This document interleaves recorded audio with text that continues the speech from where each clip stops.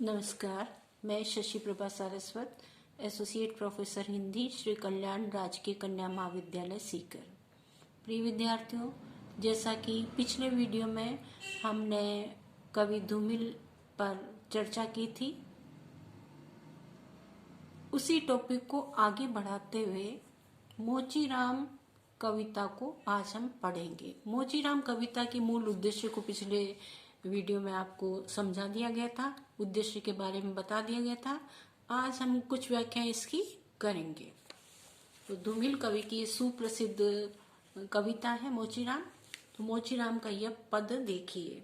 रापी से उठी हुई आंखों ने मुझे, रापी से उठी हुई आंखों ने मुझे क्षण भर टटोला और फिर जैसे पतियाए हुए स्वर में वह हंसते हुए बोला, बाबूजी, सच कहूं, मेरी निगाह में न कोई छोटा है न कोई बड़ा। मेरे लिए हर आदमी एक जोड़ी जूता है जो मेरे सामने मरम्मत के लिए खड़ा है। धूमिल कवि यहाँ मोची के सामने जो भी व्यक्ति आता है जूते ठीक कराने के लिए, उनकी प्रत्येक व्यक्ति की चर्चा कर रहे हैं मोचीराम जी। मोचीराम कह रहे हैं कि कैसे कैसे व्यक्ति मेरे सामने हर दिन जूते लेकर के आते हैं और मैं उनके जूते को देख करके आंक लेता हूँ कि फला व्यक्ति किस समुदाय से है, किस प्रकार का है, किस वर्ग का है, पूंजीपति है, निम्न वर्ग का है या मध्यम वर्ग का है, आवारा है, उदंड है, किस प्रकार का है, वो मैं उसके जूते देख करके समझ जाता हूँ। मेरे सामने जो भी व्यक्ति आ रहा है उस व्यक्ति को मैं केवल ये नहीं देखता कि ये पूंजीपति वर्ग से है या मध्यम वर्ग का है या गरीब है। मैं उस व्यक्ति को मात्र एक जोड़ी जूता समझता हूँ कि वो मेरे सामने आकर के खड़ा है मरम्मत के लिए, मरम्मत कराने के लिए, जूते ठीक कराने के लिए मेरे सामने आकर के खड़ा हुआ है। तो मोची कहता है कि किस किस प्रकार के लोग मेरे सामने आते हैं और जूता ठीक कराने के लिए जो खड़े हैं, उनमें से कोई एक नौजवान युवक है, वो जूता आगे करके कहता है कि फटा पुराना जूता है, उसको भी अच्छे से रगड़ना, अच्छे से चमकाना, कील अच्छे से ठोकना, और देखो भाई जल्दी से करो, मुझे गर्मी लग रही है। जेब से रुमाल निकाल करके पसीने पहुंचता है और हवा करता है, भयंकर गर्मी में मैं खड़ा हूं, तुम्हें दिखाई नहीं देता, इतनी देर लगा रहे हो जूता ठीक करने में। इस प्रकार ने जाने क्या क्या वाक्य उसको वो बोलता है और वो चुपचाप जूता ठीक करता जाता है।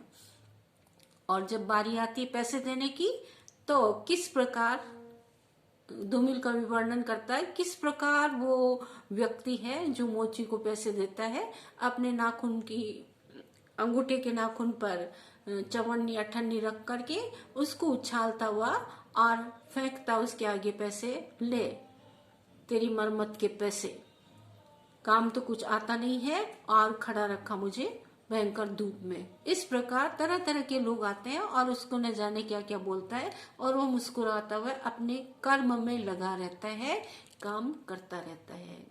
जो उसका हर जाना पूरा नहीं देता है, ईश्वर व्यंग्य करता मोचीराम कवि, धूमिल कवि मोचीराम के माध्यम से कि उस व्यक्ति को प्रकृति स्वयं ही दंड दे देती है। जो गरीब के साथ अन्याय करता है उसे ईश्वर और प्रकृति स्वतः ही दंड दे देती है। जैसे कि जूते के अंदर कोई चोर कील छुपी हुई रह जाती है। जब मोची कील ठोक रहा था उस समय कोई छुपी हुई कील रह गई है और थोड़ी दूर पर वो व्यक्ति पहन करके जाता है जो उसे तरह तरह की बातें सुना रहा था कि तू मुझसे 2 रुपए लेता है, 5 लेता है, 10 ले रहा है, मुझे ठग रहा है, ऐसी बातें बोल रहा था। वही व्यक्ति थोड़ी दूरी पर जाएगा और उसे पूरा उसकी मेहनताना नहीं दिया, उस व्यक्ति को वो चोर कील चुभने लगती है। तो कवि ने, धूमिल कवि ने व्यंग्य किया है पूंजीपति वर्ग पर कि काम तो निम्न वर्ग से अत्यधिक करवा लेते हैं और उस व्यक्ति को पूरा मेहनताना नहीं देते, वेतन नहीं देते, और वे लोग अपनी रोजी रोटी कैसे कमाए, अपना खर्चा कैसे चलाए। इस प्रकार शोषित और शोषक वर्ग दोनों का चित्रण वो कर रहे हैं। तो पहले तो हम यहाँ देख रहे हैं कि यहाँ धूमिल कवि क्या कह रहे हैं।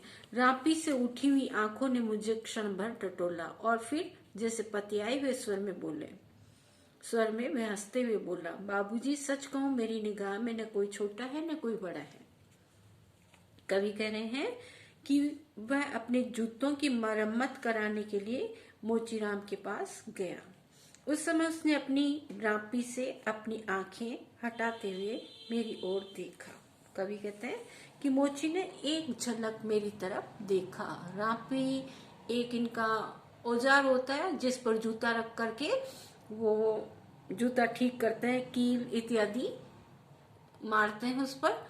तो लोहे का त्रिभुजाकार का सा एक औजार होता है। तो धूमिल कवि कह रहे हैं कि मैं उसके पास जो ही गया, वह अपने जूतों की मरम्मत कराने के लिए मोचीराम के पास गया। कवि मोची के पास गया।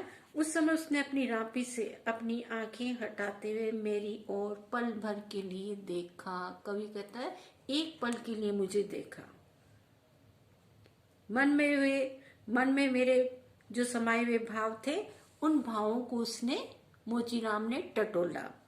इसके बाद वह कुछ विश्वासी स्वर में हंसते हुए बोला, बाबूजी मैं सत्य कहता हूं कि मेरी निगाह में सब बराबर है।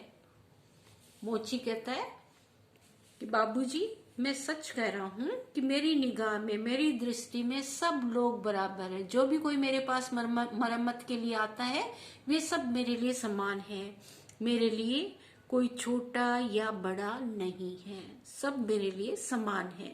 वह प्रत्येक आदमी जो अपने जूतों की मरम्मत कराने के लिए मेरे सामने आकर खड़ा होता है, वह मेरे लिए एक जोड़ी जूता जैसा ही है। कहने का तात्पर्य यह है कि प्रत्येक व्यक्ति जो भी मेरे पास आता है, वह अपने जूते मुझसे संभालने ही आता है। इसलिए वह मेरे लिए एक जोड़ी जूता जितना ही होता है, अर्थात प्रत्येक व्यक्ति मेरे लिए एक जैसा ही होता है।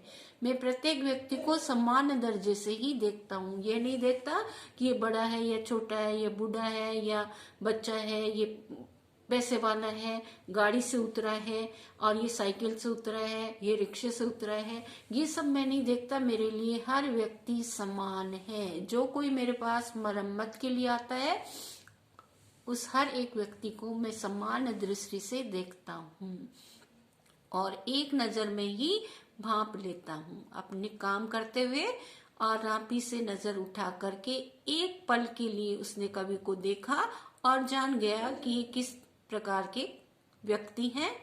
और फिर वो बाबूजी से ये बात कहने लगे कि मेरे लिए हर आदमी एक जोड़ी जूता है, अर्थात मैं जूते को देखता हूँ। मेरे सामने जो है, मेरा काम जूते को ठीक करना है, तो मेरे सामने खड़ा हुआ व्यक्ति है, उस व्यक्ति को नहीं, मैं जूते को देखता हूँ और उस जूते की मरम्मत करता हूँ। मेरे लिए सब समान है, कोई भी छोटा या बड़ा नहीं है।